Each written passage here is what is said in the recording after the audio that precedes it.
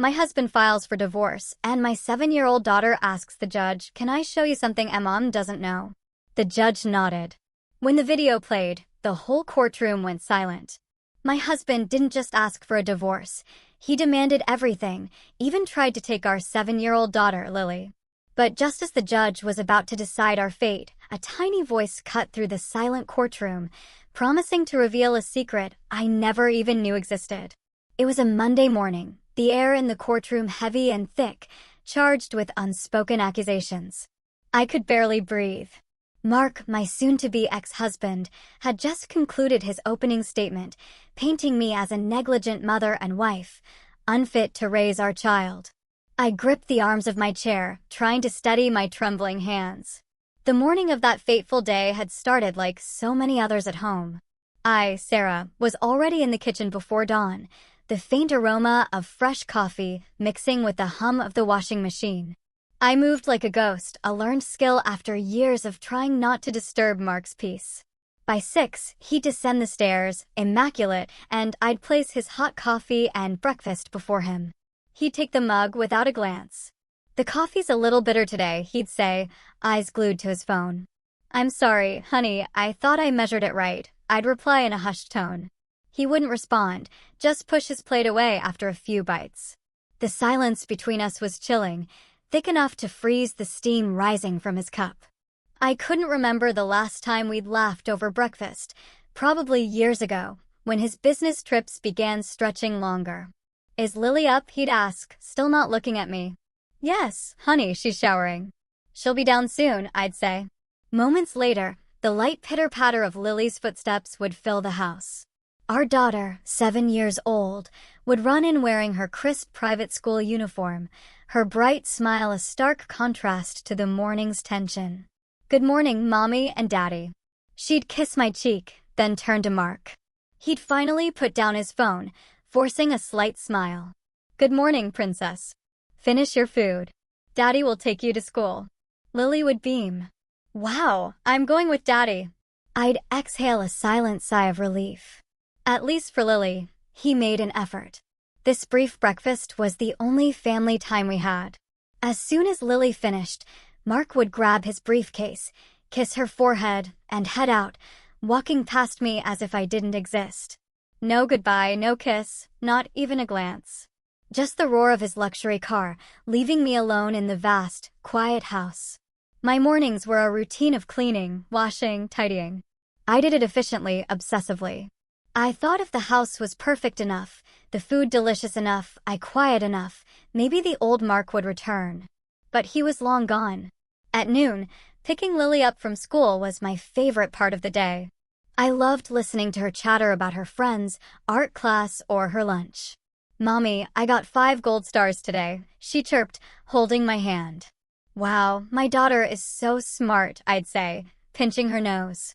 When we arrived home, as I helped Lily off with her shoes, a motorcycle pulled up.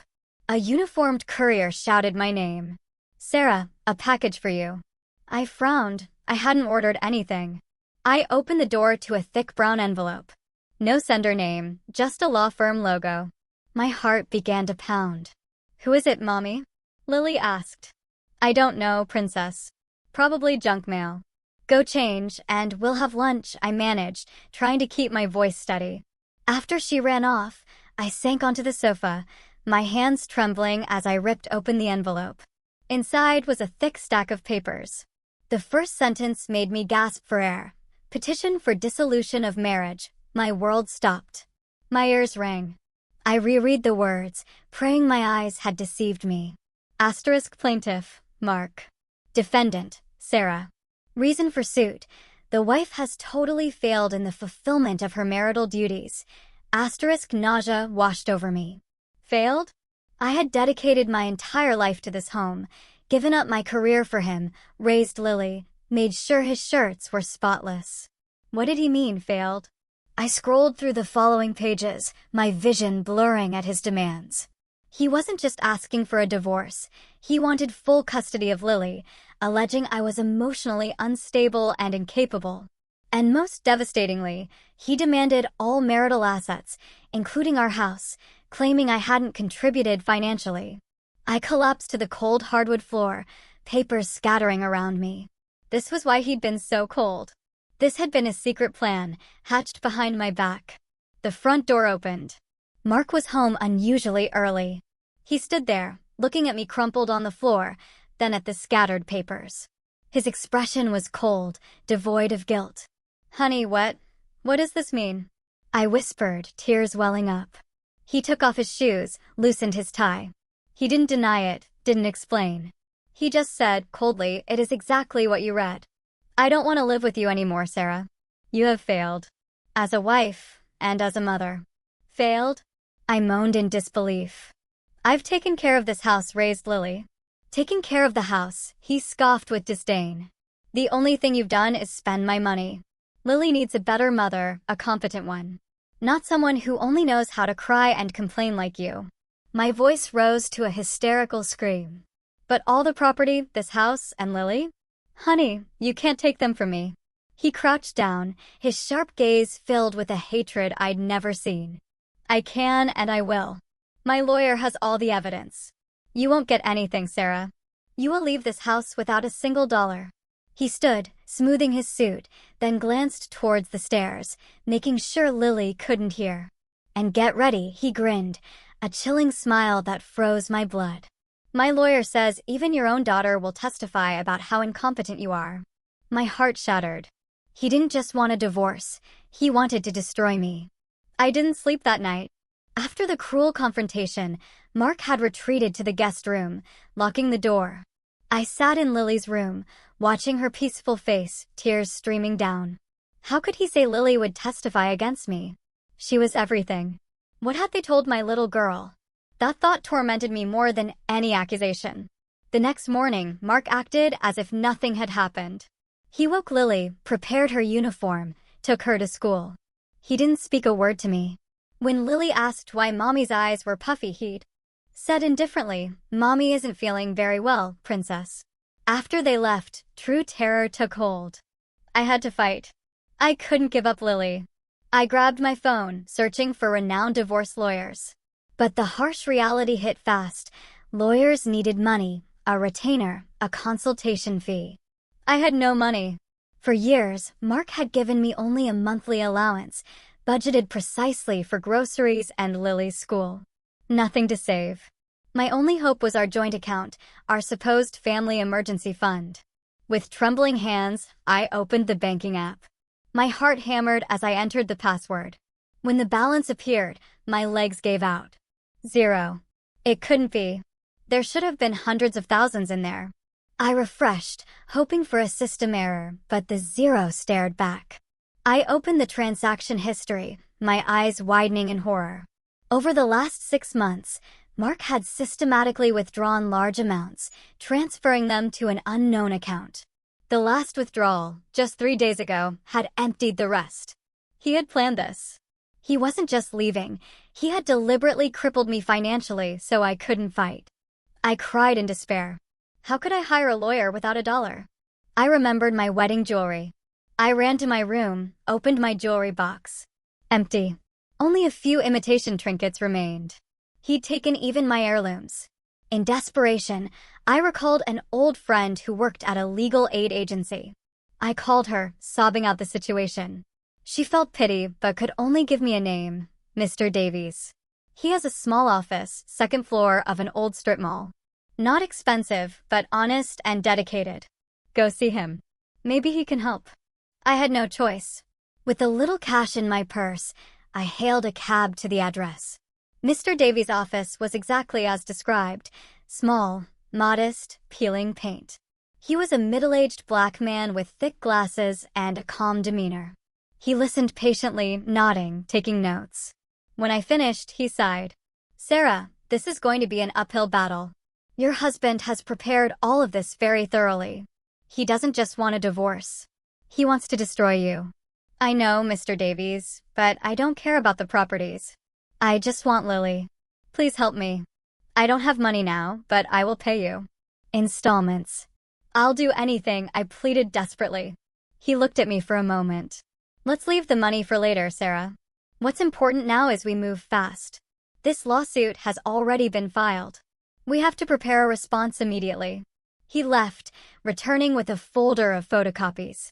Your husband's lawyer is Mr. Harrison. He's known for being sharp and not hesitating to use dirty tactics. My heart pounded. Let's see what evidence they've presented. He opened the folder. The first page was photographs. I gasped, seeing photos of my house's interior, dirty dishes piled in the kitchen, the living room cluttered with toys, dirty clothes in the laundry basket. But this is unfair. I protested. These are photos he took when I was sick. I had a high fever for 3 days, and Mark didn't want to help at all. He took them on purpose. Sarah, I'm afraid this is manipulated to make it look like you're lazy, Mr. Davies said bitterly. The next pages were credit card statements. I saw charges for luxury handbags, jewelry, dinners at expensive restaurants I'd never bought. That's not me. I didn't buy these things. Was it an additional card in your name? He asked. Yes, an additional one. Mark managed it. He told me to use it if I needed to, but he took it often, saying his main card had exceeded the limit. Oh my God, he set me up. The world spun. Every small kindness from Mark, a part of his evil plan. Then Mr. Davies stopped at a thick document. And this is the most damaging thing, Sarah. What is it? The testimony of an expert witness, a child psychologist. He handed me the report. It was written in cold, clinical terms. The psychologist had conducted covert observations of my interactions with Lily. The conclusion: I was emotionally unstable, neglected Lily's needs, and was detrimental to her psychological development. It recommended full custody for Mark for Lily's mental health. This makes no sense. When was this observation done? I never met a psychologist. My voice shook violently. According to this report, observations were done in public places, the park, the mall, when you picked up your daughter from school, Mr. Davies explained, staring at me. That's crazy. Lily always seemed happy with me. This is defamation. Who is this psychologist? He flipped to the cover. Her name is Dr. Evelyn. She seems very professional and convincing. He looked at me seriously. Sarah, do you know this woman? I shook my head, bewildered, tears falling again. No, Mr. Davies. I don't know her. I've never seen her in my life. Living under the same roof with the man who planned to destroy me was a silent hell. Mark hadn't left. He'd just moved to the guest room. Our once warm house felt like a frozen battlefield with emotional landmines everywhere. I had to live with my enemy, see him every morning, and pretend for Lily. Mark executed his strategy perfectly. He became the best father in the world. He came home earlier than usual, something he hadn't done in months. He brought expensive gifts. One night, he returned with a big box. "This is your new tablet, Lily," he exclaimed, hugging her. "It's much better than the old one, better camera, and Daddy installed lots of games." Lily's eyes shone. "Wow, thanks, Daddy." I, folding laundry in the living room, could only swallow hard, my heart aching. I knew what he was doing, buying our daughter's loyalty. I couldn't compete. I didn't have $1 to buy her anything. "You see, Princess," Mark said, looking at me with a sneer while turning on the new tablet, "when you live with Daddy later, you'll be able to buy a new toy every week. Unlike someone who only knows how to fold clothes." I froze, a knot in my chest. I wanted to scream, to insult him, but not in front of Lily. If I got angry, it would only prove his accusation of emotional instability. So I continued folding, head bowed, letting his poison fill the room. The terror continued daily. Mark systematically undermined my authority. If I prepared dinner, he'd taste it in front of Lily and say, "Honey, the soup is a little salty again." "It's okay. Tomorrow, we'll order takeout." If I helped Lily with homework, he'd interrupt. "Let me do it. The way Mommy teaches you is too complicated. You'll get confused." I felt smaller and smaller, more invisible in my own home. I began to doubt myself. Did I really cook badly? Was I incapable of teaching my daughter? Mark played his role too well, making me seem inept. Lily, caught in the middle, began to show confusion.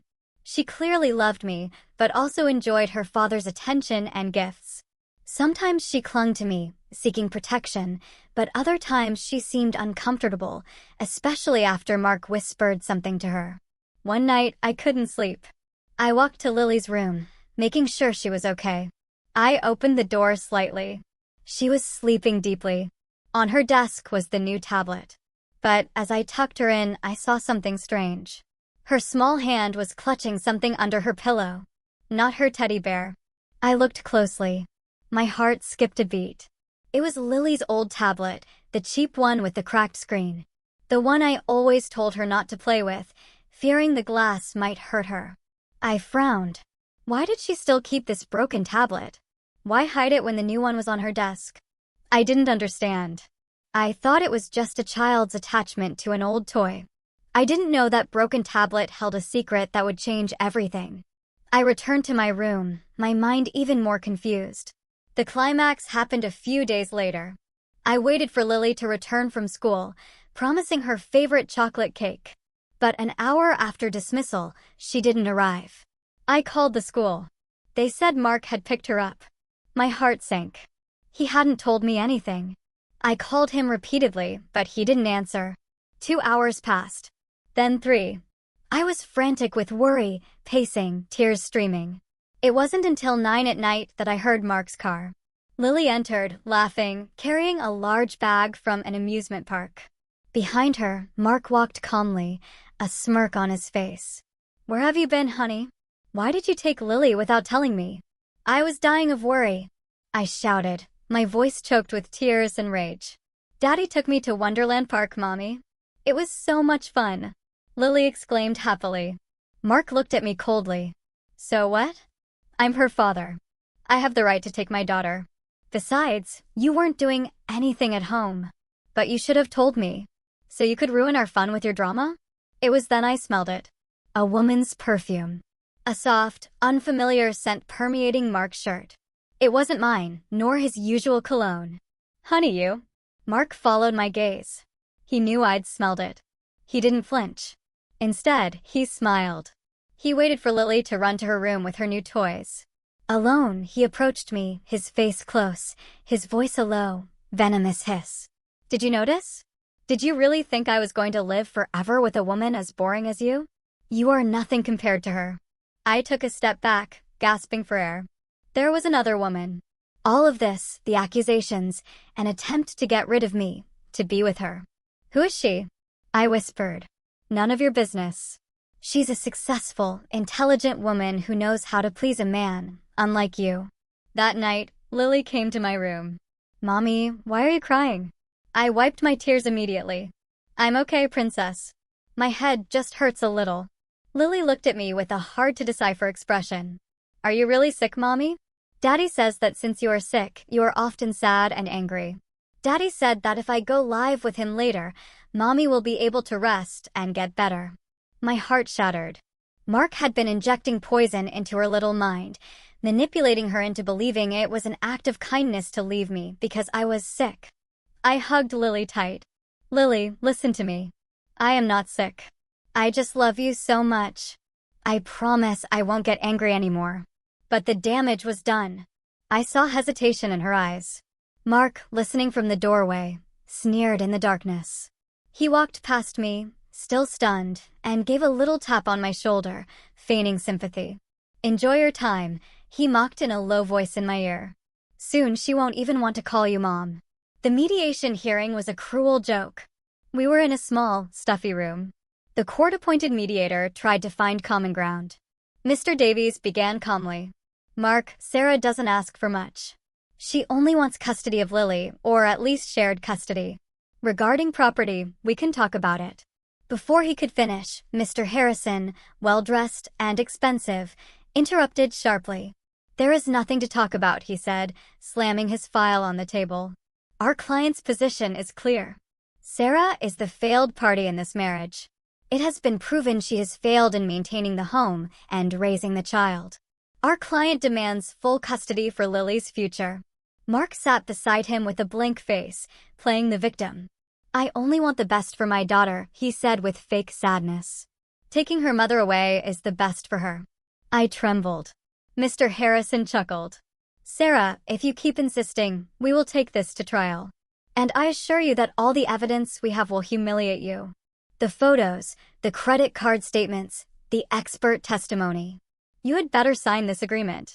Our client is being benevolent by allowing you to leave the house without any countersuit. Leave my house with nothing and without Lily? Are you crazy? I screamed. The mediator tried to intervene, but Mark and his lawyer were inflexible. Mediation broke down completely. Mr. Davies patted my shoulder as we left. Stay strong, Sarah. The real fight begins now. The first day of trial approached. I had a knot in my stomach. Mr. Davies reminded me to keep calm. The courtroom was cold and intimidating. Mark sat opposite me, looking confident with Mr. Harrison. The trial began. Mr. Harrison spoke fluently, his voice loud and sure. He presented his version of events, showing the photos of the messy house, accusing me of being a lazy, dirty housewife. He showed the credit card statements, accusing me of being wasteful and financially irresponsible. Your Honor, Mr. Harrison said dramatically, while my client, Mark, worked hard. His wife was at home wasting money and neglecting her daughter and her home. I wanted to scream that it was all a lie, that Mark had set me up, that he'd used the card, taken the photos on purpose when I was sick. But I could only clasp my hands under the table. Mr. Davies stopped me with a reassuring look. When it was Mr. Davies' turn, he tried to refute. He explained the photos were taken out of context, that the credit card statements were used by Mark himself. But his argument sounded weak. It was my word against the physical evidence. The judge took notes, his expression unreadable. Then came the moment I feared most. The plaintiff calls his expert witness, Mr. Harrison said. Dr. Evelyn, child psychologist. The courtroom door opened. A woman entered, beautiful and elegant, hair neatly pulled back, in a professional blazer. She didn't look evil at all. She looked convincing. As she took her oath, I smelled it, the same perfume, the same fragrance that permeated Mark's shirt that night. My heart stopped. It was her, Mark's mistress, posing as a child psychologist. Evelyn sat in the witness box, speaking calmly, her diction clear, using professional psychological terms. Yes, Your Honor, she began, answering Mr. Harrison's questions. I conducted observations of Mrs. Sarah and her daughter Lily over the last 3 months. And what were your findings, Doctor? Mr. Harrison asked. Evelyn opened her notes. My findings were very concerning. I found a pattern of behavior in Mrs. Sarah that tends to be inconsistent and emotionally volatile. There are signs of significant emotional distress. She began detailing lies, turning facts into deadly weapons. First observation. At a shopping mall, Mrs. Sarah pulled Lily forcefully, speaking to her loudly, which made Lily cry in fear. This shows a low capacity for emotional regulation. I closed my eyes. I remembered that day. Lily had almost run into the wrong escalator. I'd shouted and pulled her back in shock, terrified she'd get hurt. But Evelyn had twisted it into verbal abuse. Second observation. In a park, Evelyn continued, Mrs. Sarah seemed absorbed in her phone, ignoring Lily, who was playing alone. When Lily fell, Mrs. Sarah didn't notice immediately. When she did, her reaction was exaggerated and tended toward hysteria, which further traumatized Lily. Another lie. I remembered texting about the grocery list Mark had requested. Lily tripped, and I genuinely scared. I ran, hugged, and consoled her. My reaction was that of a concerned mother, not a hysterical one. My conclusion, Evelyn said, staring at the judge with a steady voice, is that Mrs. Sarah does not have the stable emotional capacity to raise a 7-year-old girl. There are strong signs of parentification syndrome where Mrs. Sarah subconsciously projects her own unhappiness and emotional problems onto the child. For Lily's mental health, I strongly recommend full custody for the father, Mr. Mark, who is the more stable figure. The room fell silent. Her testimony was powerful, scientific, destructive. I cried silently. It's a lie, I whispered to Mr. Davies. It's all a lie. She is Mark's mistress. It's her. Calm down, Sarah, he replied tensely. Don't react. That's what they want. Mr. Davies stood for cross-examination. He tried. Dr. Evelyn, are you sure you can make such a serious diagnosis based solely on distance observations? Evelyn smiled slightly. On the contrary, counselor, natural observations without the subject being aware are the most accurate. There is no manipulation. It is pure, real behavior. You were paid by Mr. Mark for this testimony, isn't that right? I was paid for my professional services, counselor, not for my conclusions. My conclusions are objective and based on data from the field, she retorted cleverly. Mr. Davies was at a dead end. She had covered all holes. The trial adjourned. I left with shaking legs, feeling destroyed. I saw Mark smiling slightly, nodding to Evelyn with satisfaction. In the lobby, I leaned against the wall and sobbed. We lost, Mr. Davies. We lost. They have everything. He remained silent for a moment, then stared at Mark and Evelyn walking together in the distance, discreetly separated, but not far apart. Not yet, Sarah, he said in a low voice, eyes narrowed. I know something is wrong. The way she looks at him when she thinks no one sees her is not the way a professional psychologist looks at a client. We have to find out who she really is.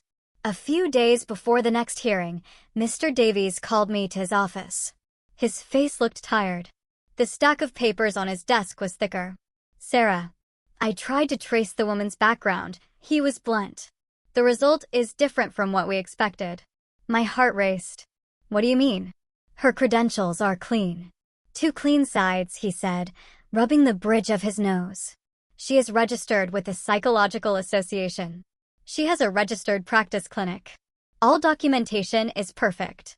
Either she is a real psychologist that Mark hired to lie for money, or Mark forged this entire identity very cleanly.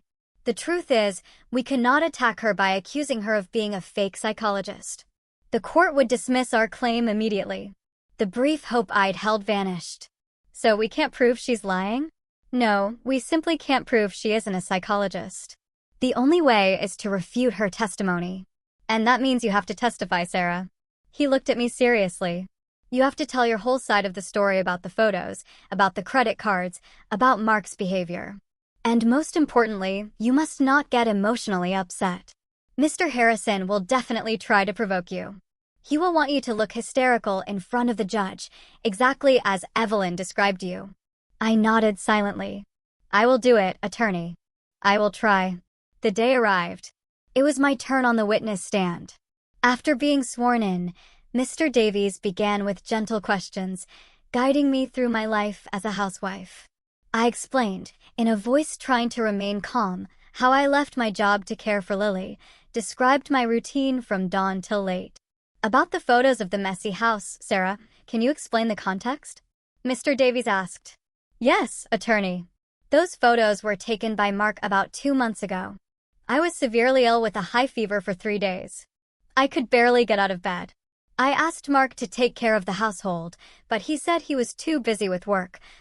So the house got messy. I didn't have the energy to clean, I explained. And about the credit card statements? It was an additional card in my name, but Mark had it more frequently.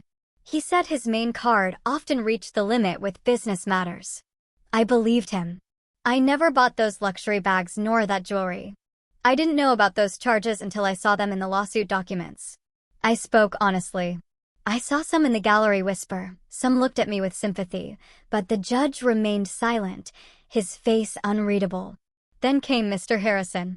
The cunning lawyer stood, smoothed his tie, and walked toward the witness stand with a sneer.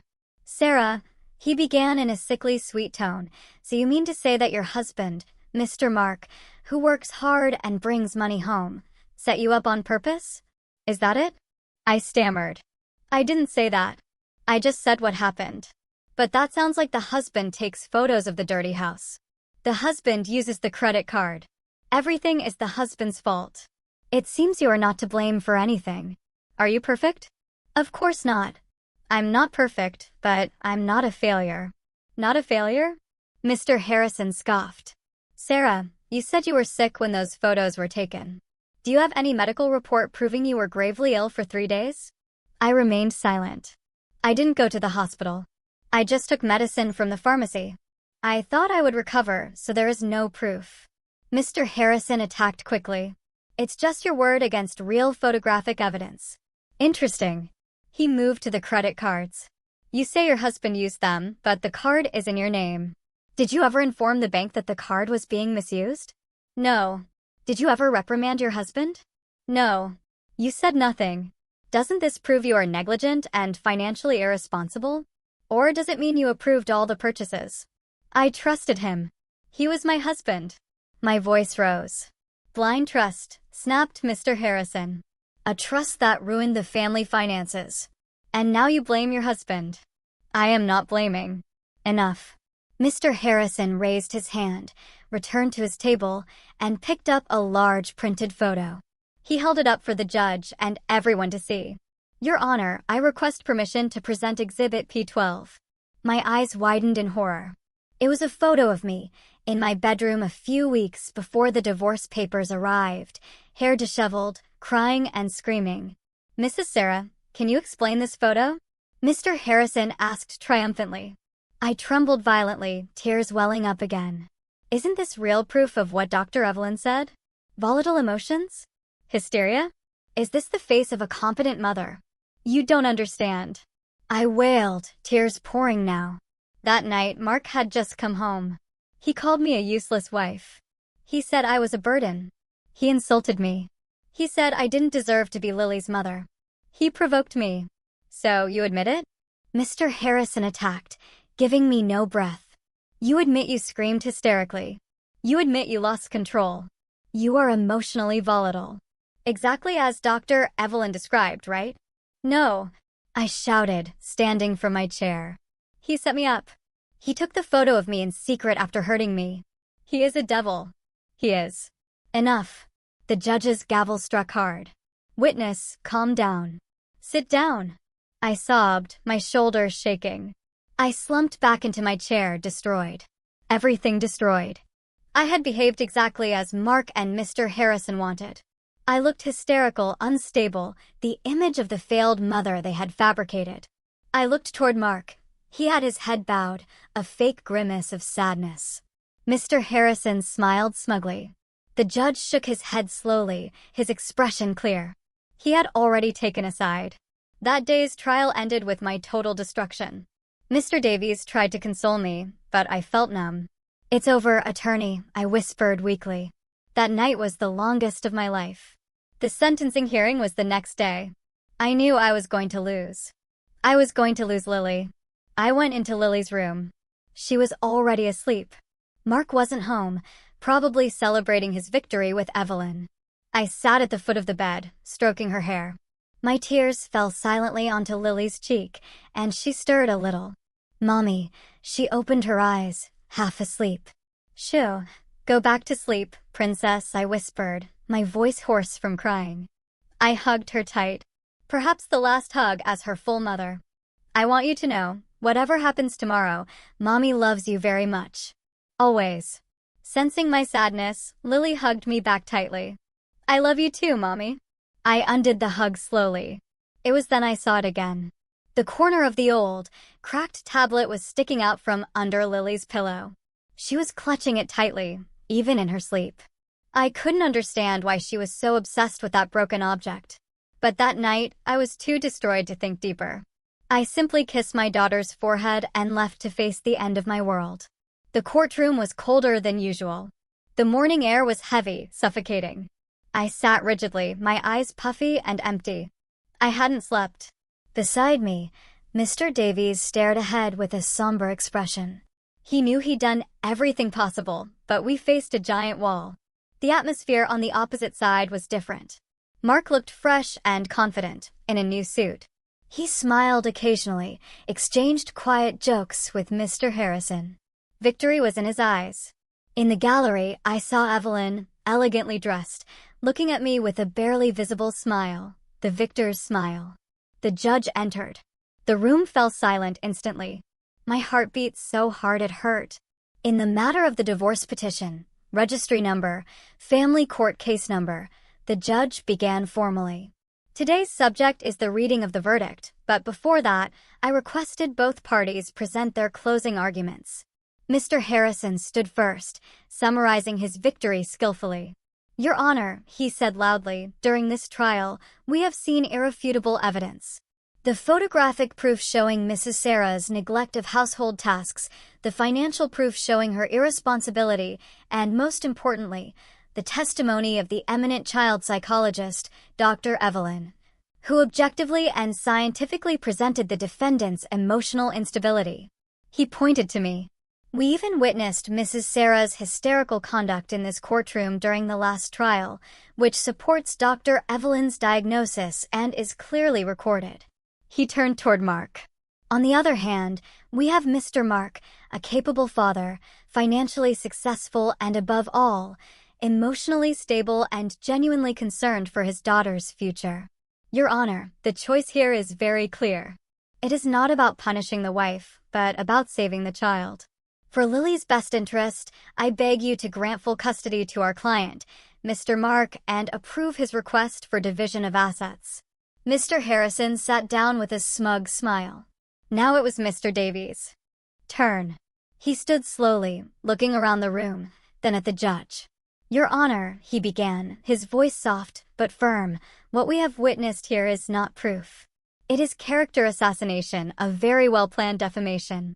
Photos can lie. One can take a photo of the best chef's kitchen at the wrong moment and make it look dirty.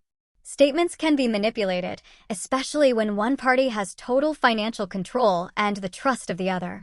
And the expert testimony, the testimony of an expert who only observed from a distance and drew radical conclusions from a few fragments of incidents out of context, is stronger than the deep maternal love a mother has accumulated over 7 years.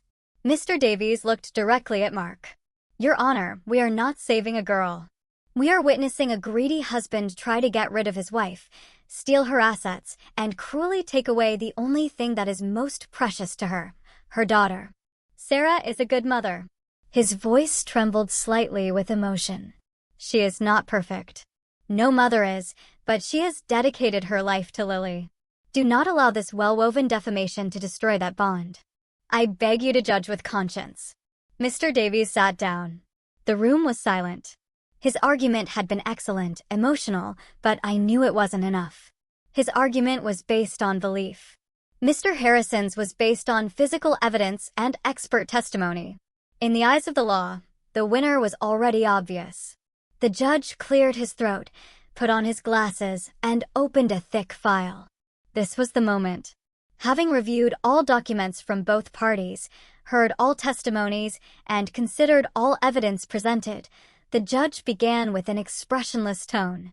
My heart shrank. The court notes that the plaintiff, Mr. Mark, has been successful in presenting significant evidence. I lowered my head and closed my eyes. First, the visual evidence, that is, the photographs, demonstrated the negligence of the defendant, Mrs. Sarah, in household management. Second, the financial evidence demonstrated a considerable spending imbalance on the credit card in the defendant's name. Every sentence was a knife cut. And most damaging, the judge said, his voice definitive, is the testimony of the expert witness, Dr. Evelyn, regarding Mrs. Sarah's emotional state. This testimony was unfortunately reinforced by the defendant's own conduct in the last trial, providing the court with a very troubling image of the psychological environment for the child's growth. I began to cry silently. It was over. Mark looked at me, a slight, cruel smile of victory appearing at the corner of his mouth. Evelyn behind him sat straighter, ready to applaud. With all considerations mentioned above, and especially for the best interest and mental health of the minor Lily, the judge raised his gavel, and I closed my eyes, ready to hear the sentence that would destroy my life. The court rules, stop. The voice was small, but it cut through the silence of the courtroom, sharp and clear. Everyone turned their heads. In the slightly open door at the back stood Lily. She was alone, still in her school uniform. She had snuck in. Mark's face went from arrogance to shock and horror. Lily, what are you doing here? Get out of here, he shouted in a panic. Guard. Lily.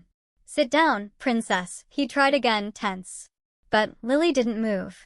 She walked into the courtroom, her small steps echoing on the marble floor. She didn't look at me, astonished with my mouth open. She didn't look at her furious father. She looked directly at the judge. The room, silent awaiting the sentence, was now frozen. The gavel, about to fall, stopped in midair. The judge's eyes widened, looking at the little girl. I turned, my heart plummeting. "Lily," I whispered in disbelief. What was my daughter doing here? Who had brought her? Mark's reaction was the fastest. His face, moments before arrogant, was now pale and bloodless. Pure terror was in his eyes. "Lily," he yelled, his voice rising, without its disguise of calm. "What are you doing here? Get out of here. This isn't a playground. Guard." How can a child enter? Lily shrank at his scream, but she didn't back down. Instead, she walked deeper into the room. "Lily," Daddy said, "turn around and sit down." Mark shouted again, half standing. His lawyer, Mr. Harrison, was also bewildered. He stood and shouted at the judge, "Your Honor, this is a procedural outrage. This trial is confidential. A minor should not be here and should not interrupt the proceeding. Order your staff to remove the child." I was still frozen, confused. One part of my mind shattered that Lily was in this horrible place. The other trembled with fear. What would she say? Had Mark poisoned her completely? Would she tell the judge she preferred her father? The thought made me nauseous. "Your Honor, out of consideration," Mr. Davies' voice rang out, stopping Mr. Harrison. "This child has come with an obvious purpose. This is about her future. We cannot ignore her." The judge raised his hand, his face grave. "Silence, everyone." His voice echoed. He stared at Mark and Mr. Harrison, silencing their protests. Then his gaze turned to Lily. His expression softened. Lily approached slowly, her small steps echoing loudly. She stopped in the center between the lawyers' tables. She looked directly at the judge, sitting on his high throne. "Your Honor," Lily said, her voice trembling, but clear to the whole room. "I'm sorry to interrupt." "It's okay, Princess," the judge said with a more paternal tone. "Why are you here? Who brought you?" "I came alone. My auntie brought me, but I snuck in. I heard my daddy say my mommy is bad." Mark's eyes went wide. "Lily, watch your words." "Silence, Mr. Mark," shouted the judge. "Let the child speak." I covered my mouth, tears flowing. Lily swallowed, gathering courage. She looked at the judge again, her pure, clear eyes showing sincerity. "Daddy said my mommy is bad. Daddy said my mommy gets very angry. Daddy said my mommy can't take care of me." She continued, her voice shaking slightly. I closed my eyes. This was the end. Lily was going to repeat all of Mark's lies. But then a sentence made me open my eyes. "But can I show you something?" Lily looked at the judge with pleading eyes. "Something my mommy doesn't know." That phrase hung in the air. "Something my mommy doesn't know," I frowned. What did she mean? Mr. Harrison jumped up again. "Your Honor, this is absurd. A recording from a child cannot be used as evidence. This is an invasion of privacy recorded without permission." "That recording proves the lies of your expert witness, Mr. Harrison," retorted Mr. Davies sharply. "This is very intriguing. Enough arguing." The judge banged his gavel. His eyes, previously paternal, now shone intensely. He sensed a big lie. "Clerk, help this child. Connect that device to the court monitors right now." "No!" Mark screamed desperately, gripping the table edge, knuckles white. "I object, Your Honor. This is a setup." "Your objection is noted, Mr. Mark." "Now, sit down," ordered the judge. A clerk approached Lily, quickly and carefully taking the cracked tablet. He looked for a cable, and moments later, the large monitor screens on the courtroom wall went black, then showed Lily's tablet home screen. Mark covered his face. Evelyn behind him seemed to shake violently. Lily, standing next to the clerk, looked at the screen. She didn't look at me or Mark. She was focused on her mission. "This one," she pointed to a video file in the gallery. The clerk clicked on it. A video thumbnail appeared. "Go ahead, Princess," said the judge. "Play the video." Lily stretched out her small index finger. She pressed the play button on the screen. The video started. The large monitor flickered. The shot was slightly shaky and tilted.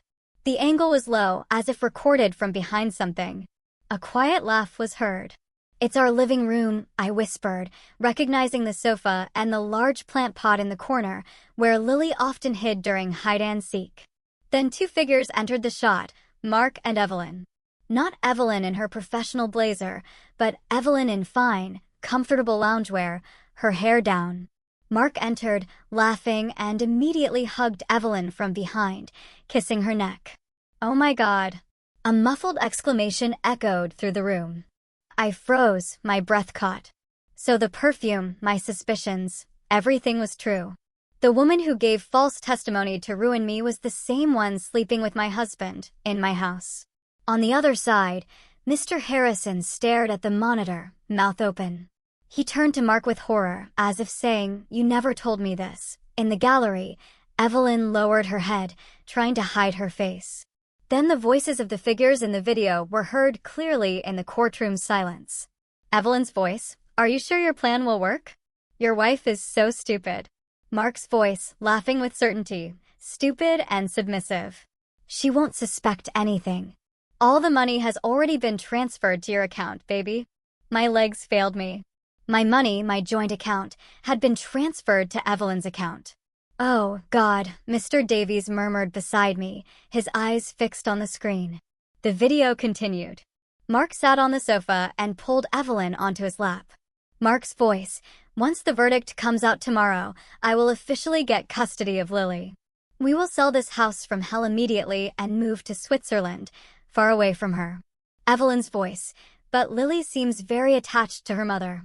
This was the part that hurt me the most. I held my breath, waiting for Mark's answer. Mark's voice disdainful, "Oh, the kid is easy to handle. Just give her a new tablet and she'll forget her mother. You will be her new mother. A smarter, more successful, and much sexier mother." Mark kissed Evelyn passionately in the video. "Enough. Turn it off." Mark screamed in rage. He jumped from his chair, trying to run towards the clerk's table to stop the video. "Officers, restrain him," shouted the judge angrily. The two security guards moved immediately, overpowering Mark before he could advance, bending his arms behind his back.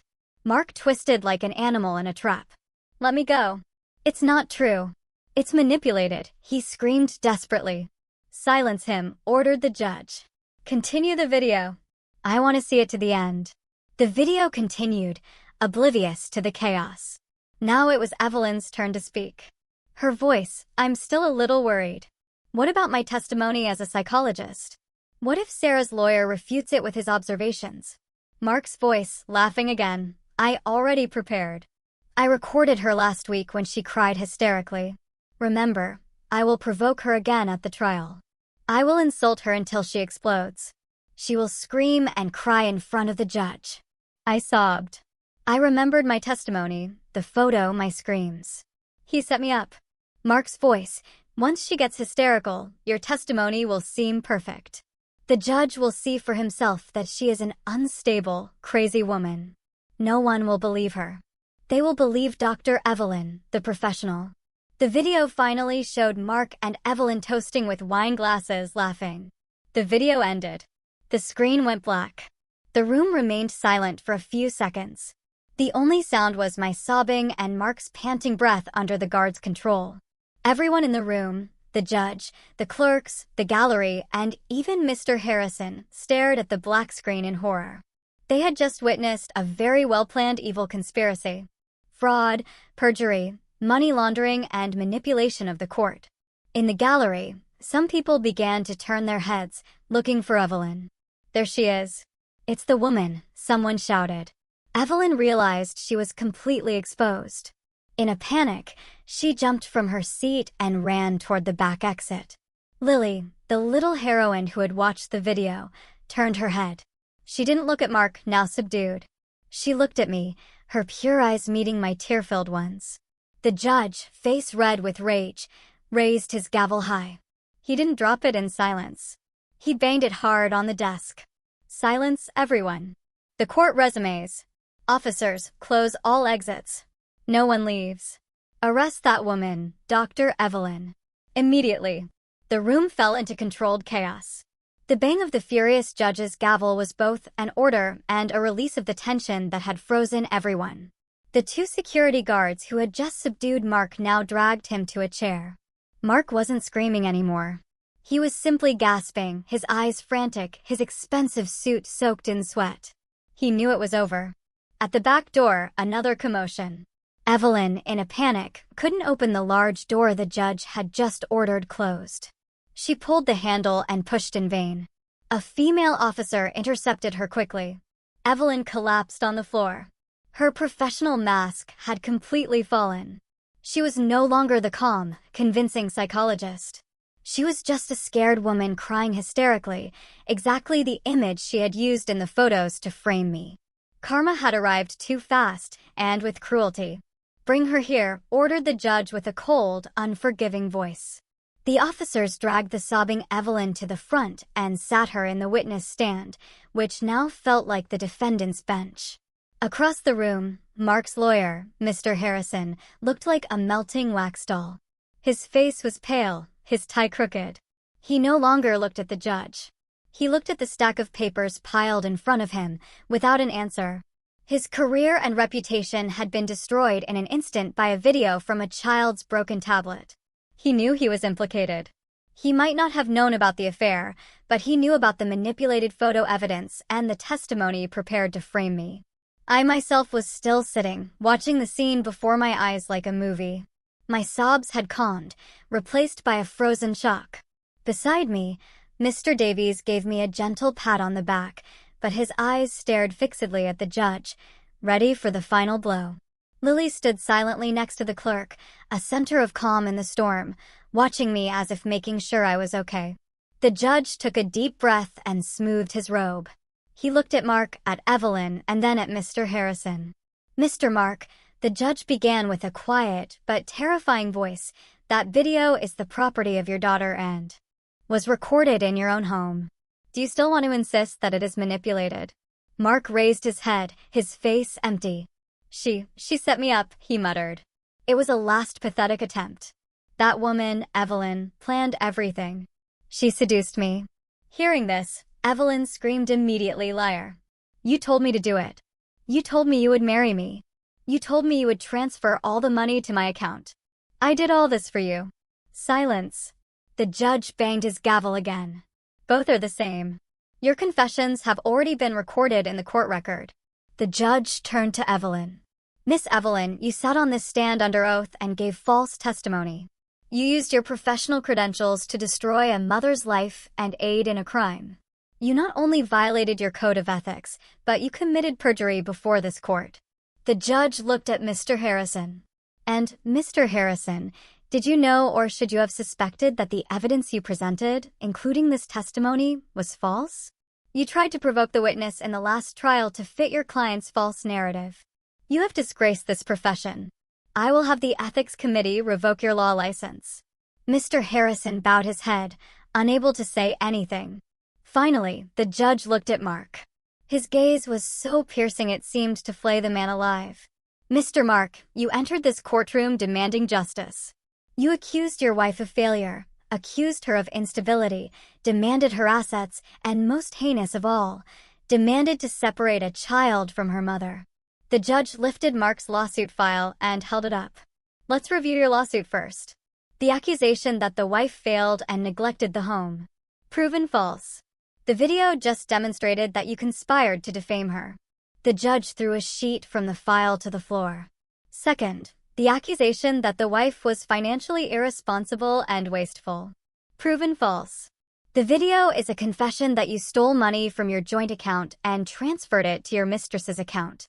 This isn't just defamation. It is theft." He threw the second sheet. "Third, the accusation that the wife was emotionally unstable, backed by false expert testimony, proven as a blatant scheme. The video proves you conspired to provoke your wife, record her in secret, and use it to deceive this court." He threw the third sheet. "Your entire lawsuit," the judge's voice rose, "is a pile of garbage based on lies, greed, and adultery. The court dismisses entirely the divorce petition presented by Mr. Mark." The gavel struck hard, but the judge wasn't finished.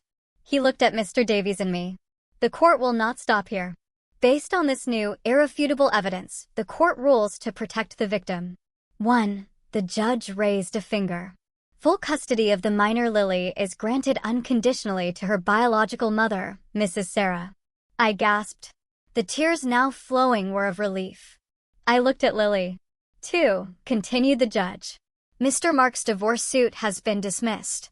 However, the court suggests that Mrs. Sarah file a countersuit right now.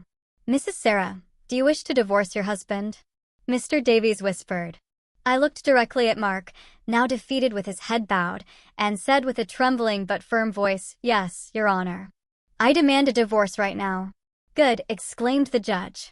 The court grants the divorce to Mrs. Sarah on the grounds of adultery and fraud by the husband. Full custody to Mrs. Sarah. 3. The judge stood up. Now, all assets in the name of Mr. Mark and Miss Evelyn will be frozen immediately. The court orders a full investigation to trace all funds stolen from Mrs. Sarah.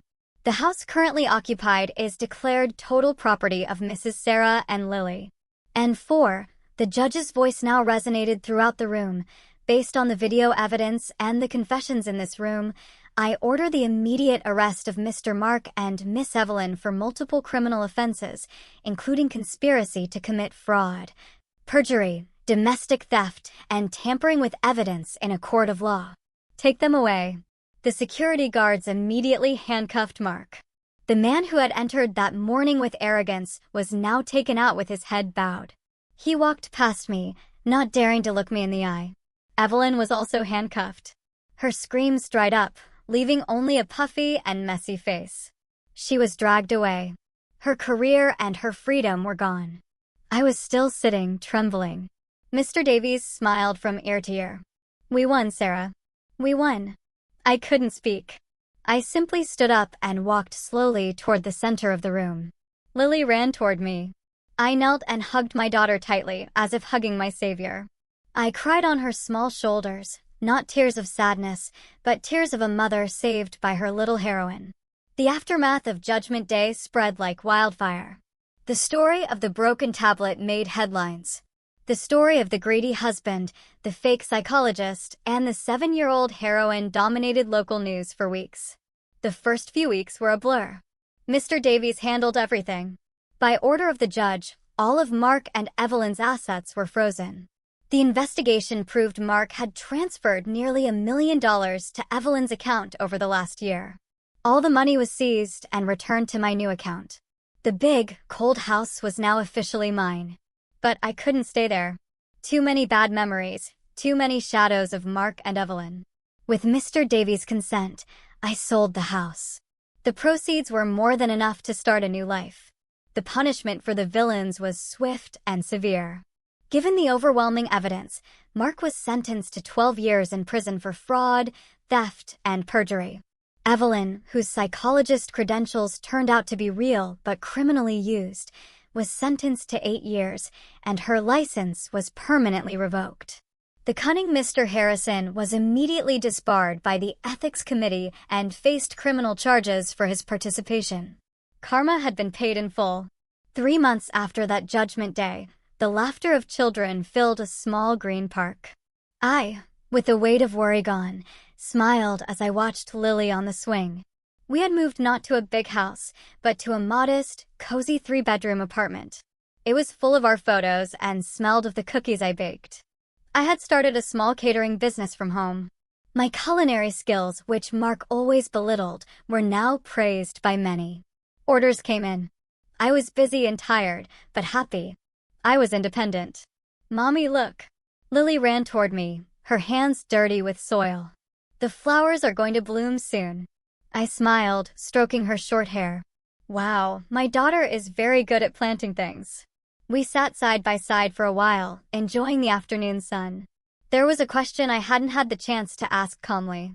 Princess, I began softly, can I ask you something? What, Mommy? Lily looked at me with clear eyes. The video on the old tablet. Why? Why did you record it? Lily was silent for a moment, remembering. Because I didn't like Auntie Evelyn. Why didn't you like her? Auntie Evelyn pretended to be nice. Smiled at Mommy and talked to you at the mall. But when Mommy went to the bathroom, she told Daddy, your wife takes too long. And in the park, too. She saw me, but she told Daddy that Mommy wasn't watching me. But Mommy was watching me. I was amazed. My little daughter was a sharp observer. And that night, Lily continued, Daddy said he was working late, but I heard his car come back. I wanted to show Daddy my new drawing. But when I went down, I saw Daddy come in with Auntie Evelyn. Daddy hugged her right away. I got scared, so I hid behind the flower pot. So I recorded there. Yes, I used the old tablet to record. I remembered Mommy said that if there are bad people, there must be proof, and I had the old tablet with me. My heart warmed. I had forgotten I'd said that. But Princess, I asked again. This was the most important question. Why didn't you tell Mommy? Why did you keep it a secret? Lily interrupted herself in a low voice. Daddy said Mommy shouldn't know. I frowned. Daddy told you that? Yes. In the video, Daddy told Auntie Evelyn, my wife is stupid. She won't know. Lily thought it was a big secret because Daddy said Mommy shouldn't know, so I kept it. I didn't want Daddy to get mad if Mommy found out. It was the pure logic of a child. She had aggravated her father's crime, but she had kept it secret because her own father had told her mother shouldn't know. So why did you show it in court? Because the judge was going to take Lily away from Mommy. Daddy said Mommy was bad. And Auntie Evelyn also said Mommy was bad. And that's not true. Lily had tears in her eyes. I don't want to be separated from Mommy. Mommy isn't bad. Mommy is the best mom. So I had to show the judge that Daddy and Auntie Evelyn are the bad ones. I couldn't hold back anymore. I hugged Lily tightly, crying tears of joy. For all this time, I had suffered Mark's accusations that I was a failed mother. I had doubted myself, felt destroyed. But before me was the strongest proof that I hadn't failed. I had raised an incredible daughter, a pure, sharp girl who could distinguish truth from falsehood. A brave girl with the courage to act alone to protect her mother. A girl with a pure sense of justice. Thank you, Princess, I whispered into her hair. Thank you for saving me. Lily hugged me. I love you, Mommy. I love you too, Lily. I undid the hug and looked at my daughter's bright face. Finally, I understood. I had never failed. I had just been raising a heroine, and now both of us were free for a new beginning. What would you have done if your child had to speak up for you in court?